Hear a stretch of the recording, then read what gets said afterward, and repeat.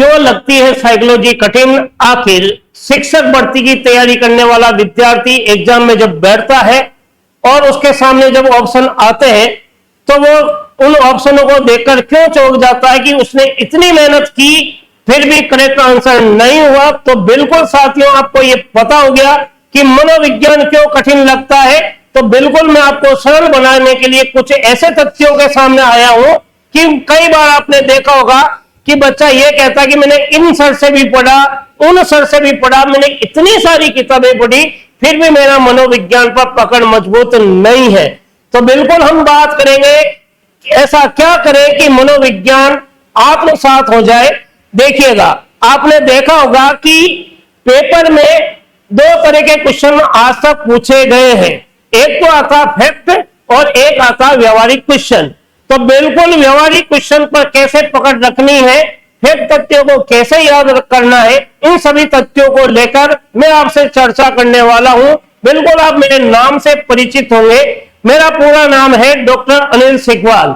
बिल्कुल डॉक्टर अनिल सिकवाल, जो कि वर्तमान में आपके सिरजी स्टडी सेंटर पर ऑफलाइन और ऑनलाइन दोनों रूपों में आपके सामने उपस्थित हूं।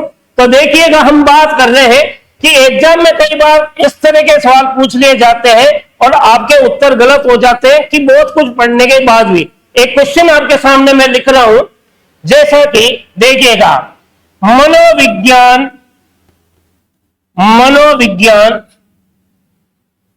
है, ये एग्जाम में सवाल पूछ लिया गया, मान लेते हैं, और 4 ऑप्शन की बात कर रहा हूं मैं कि मनोविज्ञान है।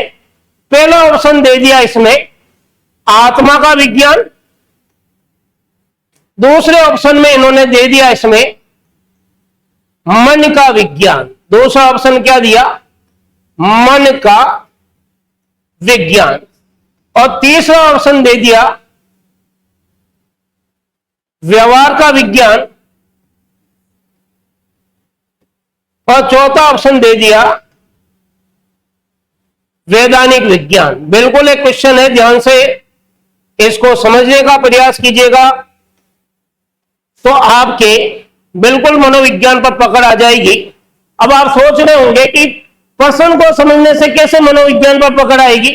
तो देखिएगा, एग्जाम में इस तरह के सवाल पूछे जाते हैं, चाहे वो आरपीएससी एग्जाम ले रही हो या आपके माध्यमिक शिक्षा बोर्ड एग्जाम ले रहा हो या जो भी शिक्षक भर्ती को लेकर कई बार इस तरह के सवाल पूछ लिए जाते हैं और आपने खूब पढ़ा इसको।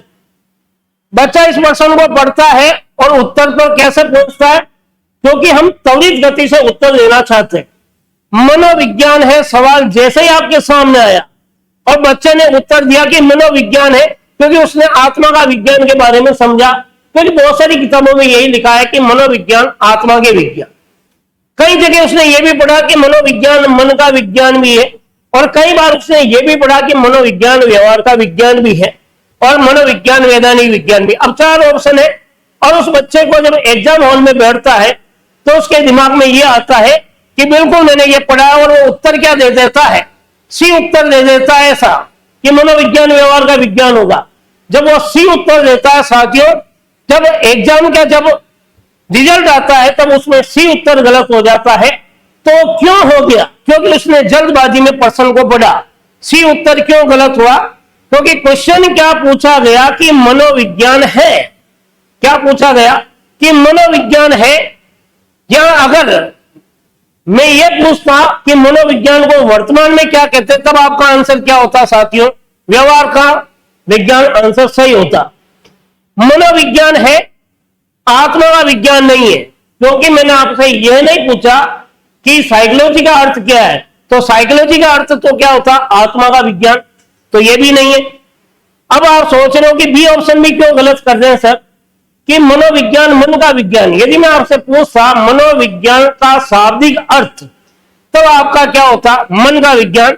इसका मतलब उत्तर क्या हो गया साथियों? मनोविज्ञान क्या है? वैधानिक विज्ञान माना गया है, क्योंकि यह सवाल की प्रकृति पर आधारित उत्तर पर पहुंचना है।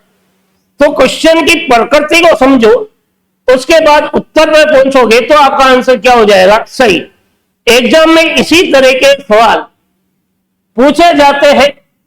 अब आप सोच रहे हैं कि मनोविज्ञान वैधानिक विज्ञान क्यों हुआ, तो इसका एक कारण यह है कि मनोविज्ञान को विधान का मतलब होता कानून, और कानूनी रूप से जिसको मान्यता मिली हुई हो, जिसको सभी ने स्वीकार किया हो, जो सकारात्मक दृष्टि उत्पन्न करता हो, तो वो क्या है, वैधानिक है। इसी वजह से मनोविज्ञान क्या आ गया, वैधानिक विज्ञान हो गया, और यह आंसर क्या मान लिया गया, सही मान लिया गया। चलते हैं, एक और क्वेश्चन आपके सामने मैं लिखने जा रहा हूं। अब ये तो एक क्वेश्चन आपके फैक्ट की बात हुई। कई बार ऐसा भी पूछ लिया जाता, क्वेश्चन नंबर 2, बिल्कुल मैं एक क्वेश्चन को आपके सामने लिख रहा हूं, मैं पीपीटी का प्रयोग नहीं कर रहा हूं, क्योंकि पीपीटी का प्रयोग कई संस्थानों में होता रहता है। बिल्कुल क्वेश्चन को आप समझिएगा, और साथ हो सकता है आप मेरे साथ दिखिएगा भी। क्वेश्चन नंबर 2 जो एग्जाम में कई बार पूछा भी गया है कि मनोविज्ञान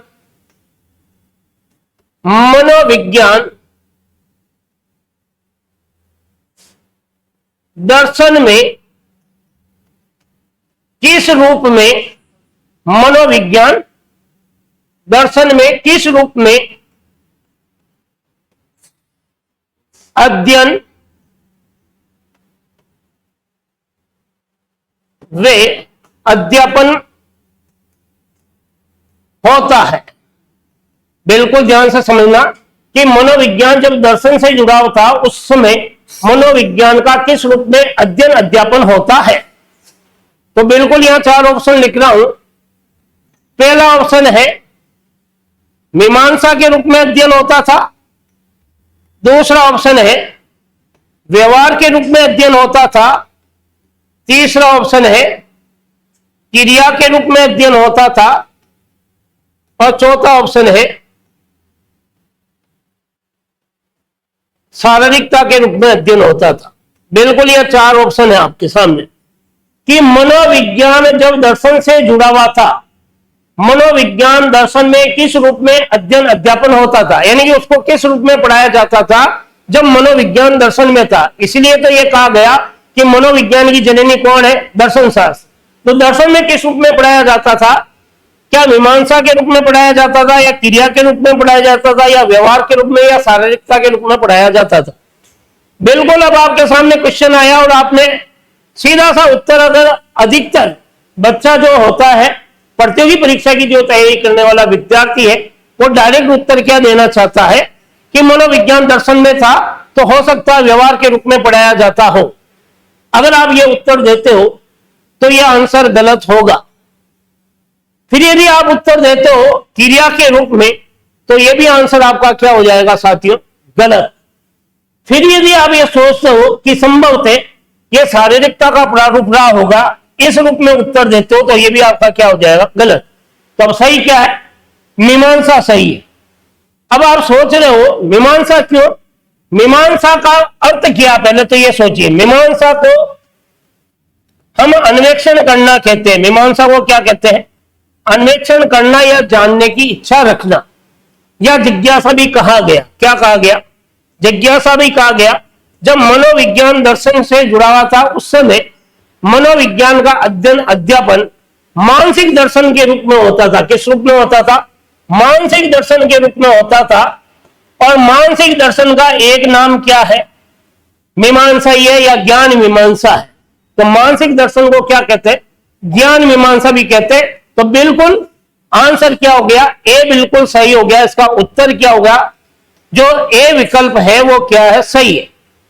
अब आपके बी क्यों गलत हुआ कि मनोविज्ञान जैसे ही दर्शन से अलग हुआ, एक स्वतंत्र विषय के रूप में उसे दर्जा मिला, तब मनोविज्ञान को व्यवहार के रूप में पढ़ाया जाने लगा।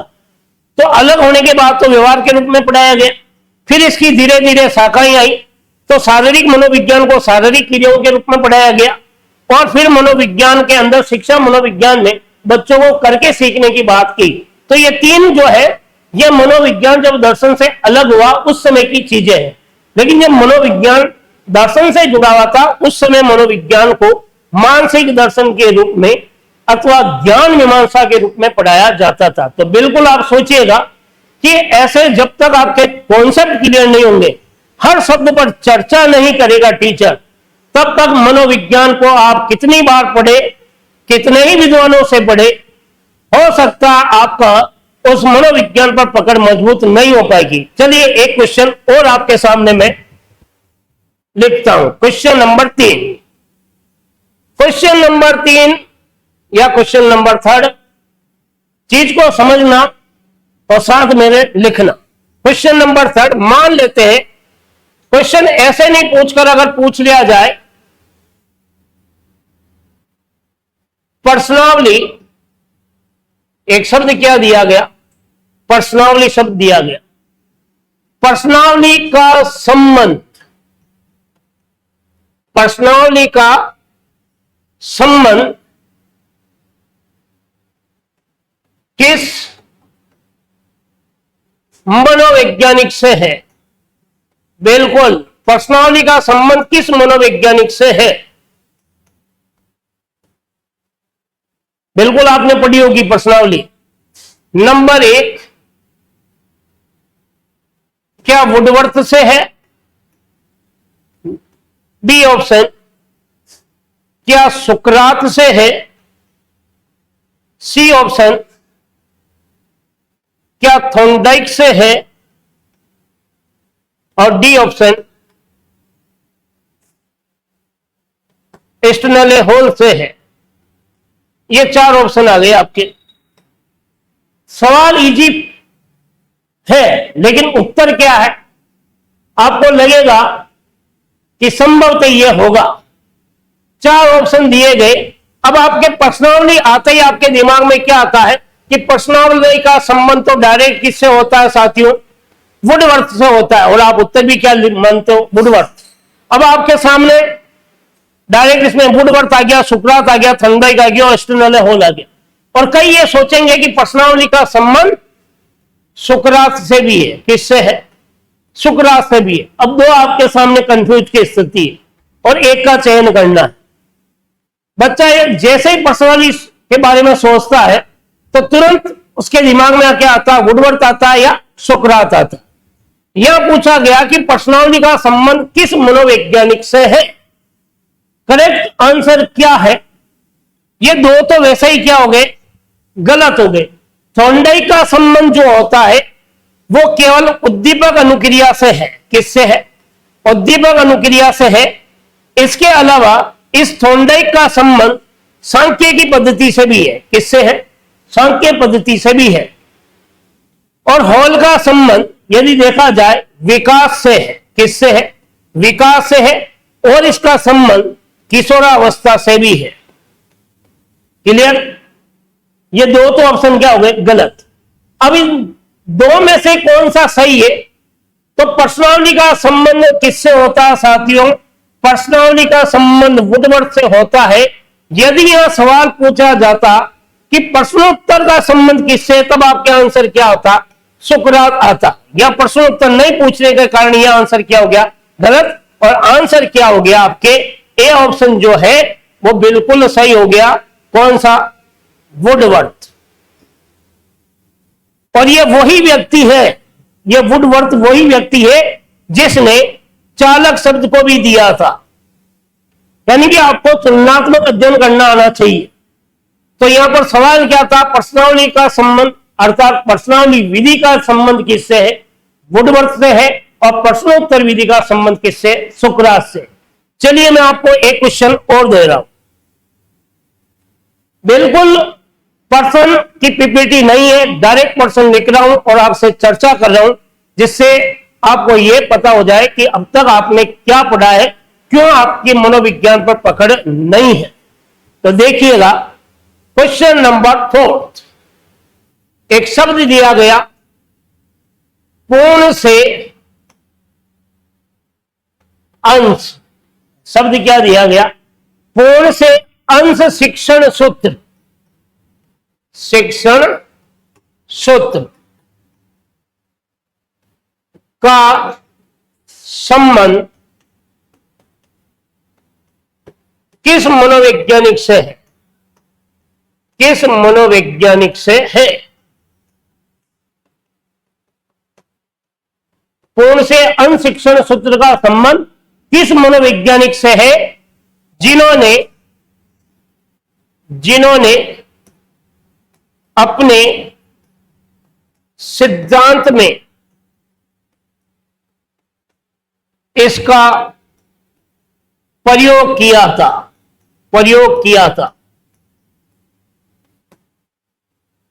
बिल्कुल, अब सोचिएगा।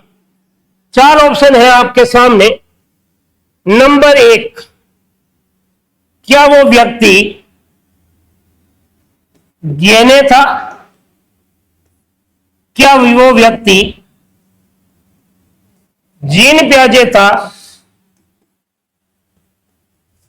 क्या वो व्यक्ति कोहलर था? क्या वो व्यक्ति थॉर्नडाइक था? ये 4 ऑप्शन है। ऐसा कौन सा मनोवैज्ञानिक है जिन्होंने अपने सिद्धांत में पूर्ण से अंश शिक्षण सूत्र का प्रयोग किया या पूर्ण से अंश शिक्षण सूत्र के आधार पर अपने सिद्धांत को समझाया? यदि हम बात करते हैं इन 4 ऑप्शनों की, तो सबसे पहला ऑप्शन जो है वो है गेने। गेने आंसर साथियों बिल्कुल गलत हो जाएगा। क्यों गलत हो जाएगा? क्योंकि गेने ने तो केवल क्या किया? अधिगम की शर्तों का उल्लेख किया। अधिगम की शर्तों का उल्लेख किया था, शर्तों के सिद्धांत पर। तो गेने का तो होगा ही नहीं। और कौन सा व्यक्ति था जिसने पूर्ण से अंश शिक्षण सूत्र की बात की? अगर आप जीन प्याजे के बारे में सोचते हो तो यह भी आंसर क्या हो गया? गलत हो जाएगा। क्यों गलत हो जाएगा जीन प्याजे? क्योंकि जीन प्याजे ने नैतिक विकास की बात की थी, नैतिक विकास की।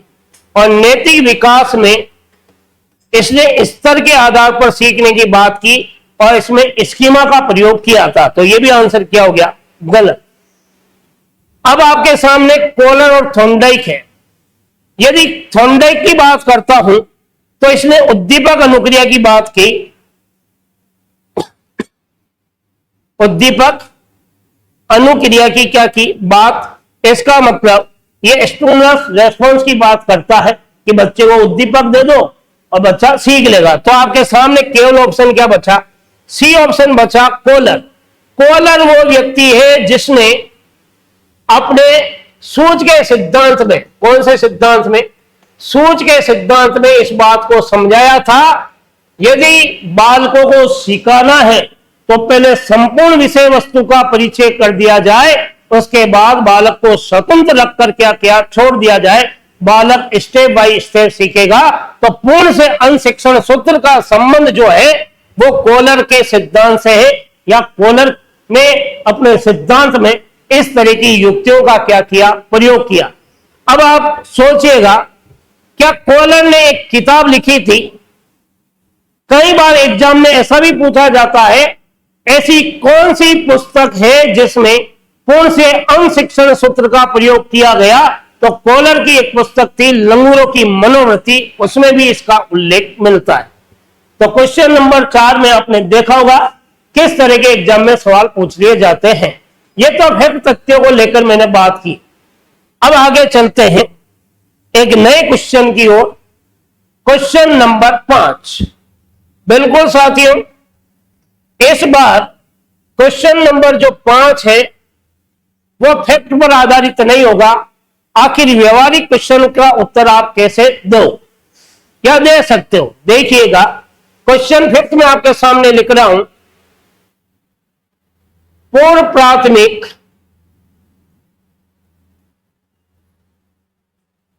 कक्षा को, कौन सा? पूर्व प्राथमिक कक्षा को गणित विषय पढ़ाने हेतु, ध्यान से समझना, पूर्व प्राथमिक कक्षा को गणित विषय पढ़ाने हेतु शिक्षक क्या करे कि उसका शिक्षण प्रभावी हो? ये क्वेश्चन एग्जाम में पूछ लिया, मान लेते पूछा जा सकता है। पूर्व प्राथमिक कक्षा को गणित विषय पढ़ाने हेतु शिक्षक क्या करे कि उसका शिक्षण क्या हो, प्रभावशाली हो। पहला ऑप्शन, श्यामपट्ट पर लिखकर पढ़ाए।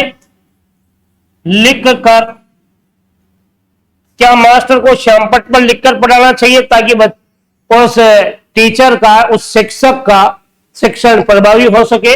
नंबर 2, बच्चों को डांटकर। नंबर 3, खेल के मैदान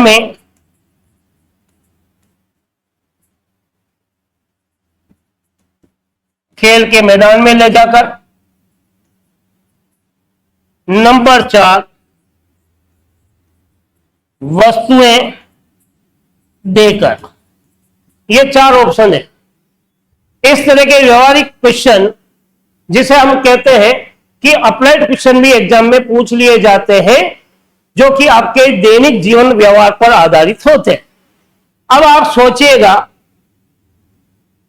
कि आखिर उत्तर क्या होगा कि एक पूर्व प्राथमिक कक्षा का टीचर है, वो अपने गणित विषय को प्रभावशाली तरीके से पढ़ाना चाहता है, तो किसका प्रयोग करेगा? गणित विषय को पढ़ा रहा है।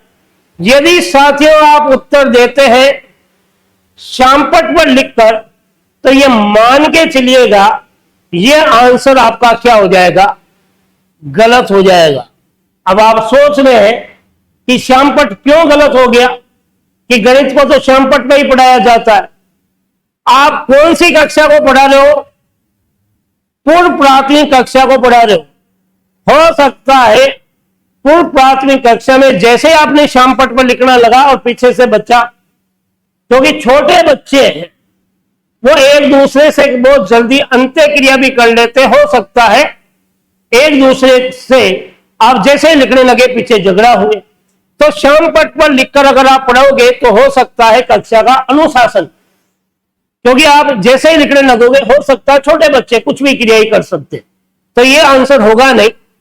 यदि आप ये सोचते हो कि बच्चों को डांट कर, तो ये भी नहीं होगा।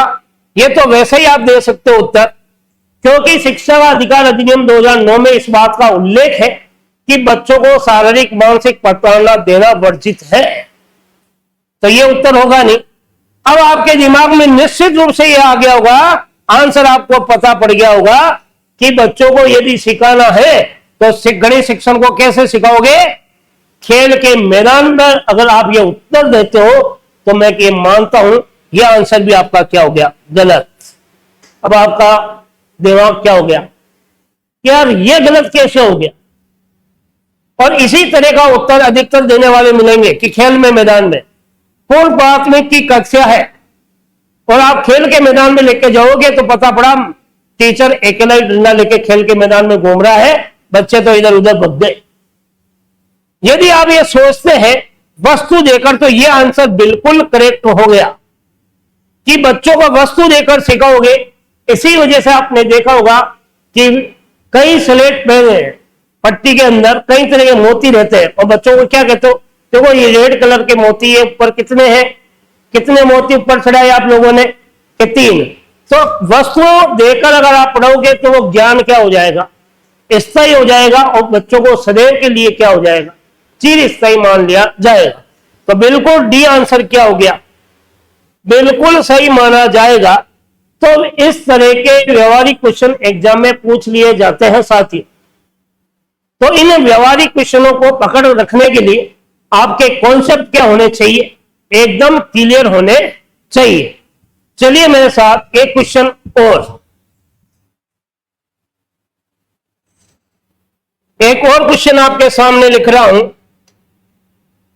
क्वेश्चन नंबर 6 की यदि मैं बात कर रहा हूं, क्वेश्चन नंबर 6, इस बार प्रश्न को ध्यान से समझना, उसके बाद उत्तर तक पहुंचिएगा। देखिए क्वेश्चन नंबर 6 में एक बात कर रहा हूं। क्वेश्चन नंबर 6 जो कि फैक्ट भी है और व्यवहार पर आधारित भी होगा। देखिए निम्नलिखित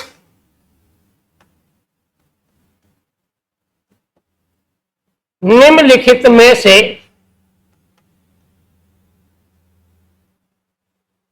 निम्नलिखित में से कौन सा संप्रदाय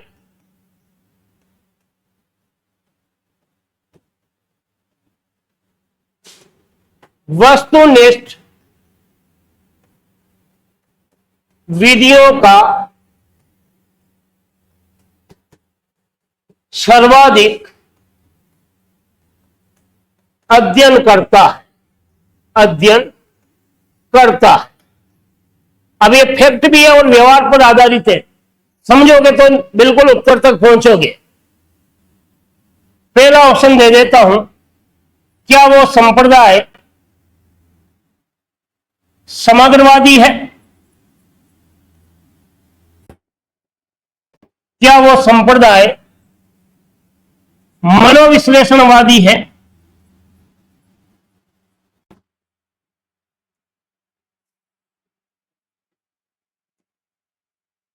क्या वो संप्रदाय प्रयोजनवादी है? क्या वो संप्रदाय व्यवहारवादी है?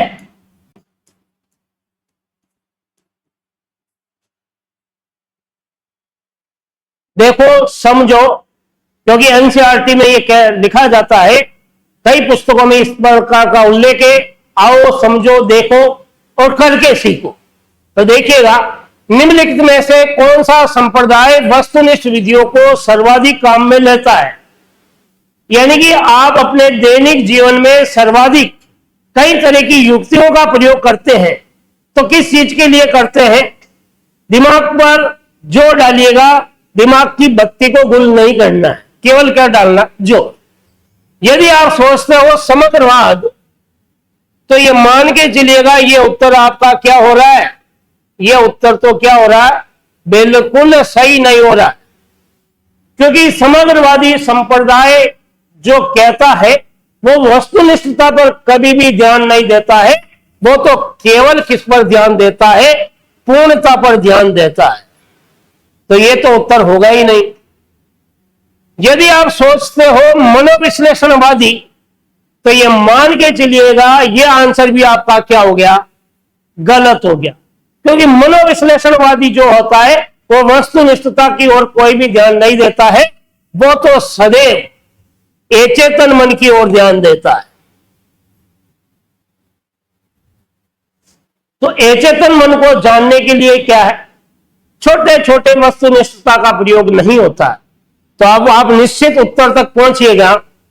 यदि आप उत्तर देते हो प्रयोजनवाद, तो प्रयोजनवाद जो होता है वो योजना पर काम करता है और वो प्रयोग पर काम करता है, और यदि देखा जाए तो वो उद्देश्यों को लेकर कार्य करता है, और उद्देश्य क्या होते? व्यापक होते।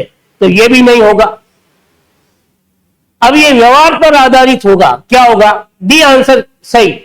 तो ये क्वेश्चन देखा जाए तो डायरेक्ट फैक्ट आपको याद है तो भी आप उत्तर दे सकते हो। यदि आपको फैक्ट याद नहीं है तो जैसे मैंने एक एक के बारे में विश्लेषण करके बताया, वैसे भी आप उत्तर तक पहुंच सकते हो। तो मनोविज्ञान की सर्वाधिक वस्तुनिष्ठ पद्धतियों का अध्ययन किसमें होता है? व्यवहारवाद में। और व्यवहारवाद का जनक कौन है? वाटसन है। कौन है साथियों? वाटसन। तो डी आंसर क्या माना जाएगा? बिल्कुल सही माना जाएगा। चलिए मैं एक और क्वेश्चन की ओर लेकर चलता हूं आपको। Question number 7। क्वेश्चन नंबर क्या है? 7 क्या कहता है? बिल्कुल 7 ध्यान से समझना और बिल्कुल उत्तर तक पहुंचिएगा। अगर आप उत्तर तक पहुंचोगे तो ये मान के चलिएगा मनोविज्ञान विषय पर आपकी भी क्या हो जाएगी? पकड़ हो जाएगी। देखिए क्वेश्चन नंबर 7, एक शब्द मैं यहां दे रहा हूं और उस शब्द को लेकर एग्जाम में कई बार उस शब्द को लेकर चर्चा भी हुई है। मान लेते हैं एक शब्द मैंने आपको क्या दे दिया? निरुद्देश्य भ्रमण शब्द दे दिया। क्या शब्द दे दिया? निरुद्देश्य भ्रमण का संबंध है। निरुद्देश्य भ्रमण का क्या है? संबंध है। नंबर 1 दे दिया, क्या उसका संबंध प्रोजेरिया से है? क्या उसका संबंध अल्माहज से है? क्या उसका संबंध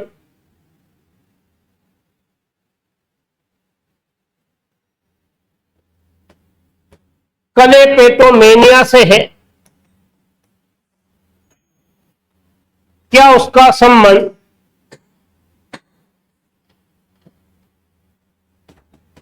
साइकोपैथ से है?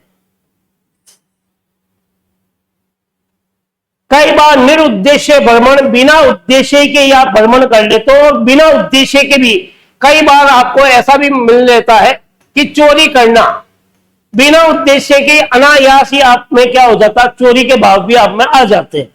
बिल्कुल, ये 2 तरह से एग्जाम में सवाल पूछे गए हैं कि निरुद्देश्य भ्रमण या निरुद्देश्य चोरी। आपका पहले से ही कोई उद्देश्य नहीं था कि आप वहां जाओगे, और आपका पहले से ही कोई उद्देश्य नहीं था कि आप कोई चुराने ही जा रहे हो, तो यह 2 शब्द आए। एक तो शब्द आया है निरुद्देश्य भ्रमण, और एक शब्द क्या आया? निरुद्देश्य चोरी।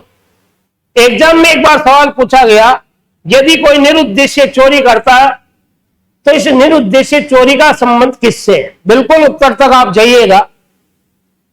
नंबर 1, यदि आप ये सोचते हैं प्रोजेरिया, तो यह आंसर आपका क्या होगा?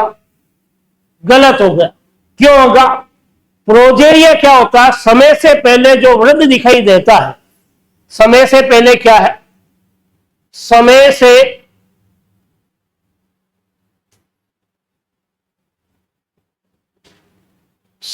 पहले, समय से पहले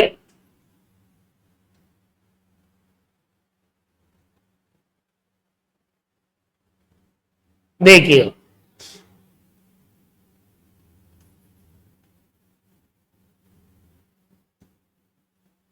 समय से पहले वृद्ध दिखाई देना। समय से पहले कई लोग बूढ़े दिखाई देते ना, जिसे सूर्यमुखी रोग होता है, वो क्या कहलाता? प्रोजेरिया। या निरुद्देश्य चोरी या भ्रमण का संबंध है। यदि आप अल्माहज कहते हो तो यह आंसर भी आपका क्या हो जाएगा? गलत। क्यों गलत होगा? क्योंकि अल्माहज का अर्थ होता है क्षणिकता से। किससे है? क्षणिकता से। आपने गजनी फिल्म देखी होगी, शॉर्ट टर्म मेमोरी, थोड़ी थोड़ी देर में चीजों को भूलना। यदि आप बोलते हो कि क्लेपेटोमेनिया है, तो यह आंसर आपका क्या होगा साथियों? बिल्कुल सही होगा, निरुद्देश्य चोरी। कई बार आपने बैंक में भी गए होंगे और किसी से पेन मांगते हो, और पेन जैसे ही मांगते हो अपना काम करते हो, काम करने के बाद आप अपने पेन को ही जिससे मांगा उस पेन को आपने याद रखा और चलते बनते, तो वो क्या कहलाता है? क्लेपेटोमेनिया। कोई पहले उद्देश्य नहीं था, कोई योजना नहीं थी कि चोरी करना, पहले से कोई निर्धारित तथ्य नहीं कि आपको घूमने जाना है अचानक। तो सी आंसर क्या होगा? सही। यदि आप साइकोपैथ मानते हो तो ये क्या होता? साइकोपैथ। कई बार अपराधी मानसिकता का संबंध किससे होता है? अपराधी मानसिकता का संबंध साइकोपैथ से होता है। तो बिल्कुल ये 7वां क्वेश्चन जो था, एक इस तरह का क्वेश्चन था जो आपको लगा होगा कि कई बार इस तरह के एग्जाम में सवाल पूछ लिए जाते हैं। बिल्कुल एक और क्वेश्चन की ओर लेकर चलता हूं मैं आपको। क्वेश्चन नंबर 8 क्या कहता है? क्वेश्चन नंबर 8, क्वेश्चन 8 क्या कहता है? चीज को समझना और उत्तर तक पहुंचने का क्या कीजिएगा? प्रयास कीजिएगा। शिक्षा मनोविज्ञान, शिक्षा मनोविज्ञान की आधारशिला रखने का श्रेय दिया गया है। बहुत ही जबरदस्त क्वेश्चन है ये। शिक्षा मनोविज्ञान की आधारशिला रखने का श्रेय दिया गया है? पहला ऑप्शन थॉर्नडाइक को, दूसरा ऑप्शन अरस्तु को, तीसरा ऑप्शन वुंड को, चौथा ऑप्शन हॉल को। ये 4 ऑप्शन है। अगर आप इसमें उत्तर तक पहुंचते हो तो ये मान के चलिएगा आपने मनोविज्ञान विषय को गहराई के साथ पढ़ा है।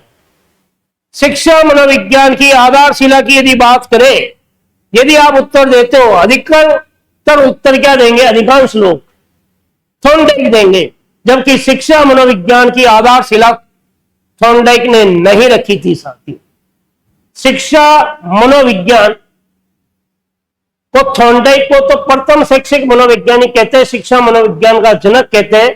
क्यों? इसने सर्वाधिक पशु पक्षियों पर प्रयोग करके उन्हें शिक्षा जगत में लागू करने का श्रेय दिया गया। शिक्षा मनोविज्ञान की आधारशिला थॉर्नडाइक ने नहीं रखी।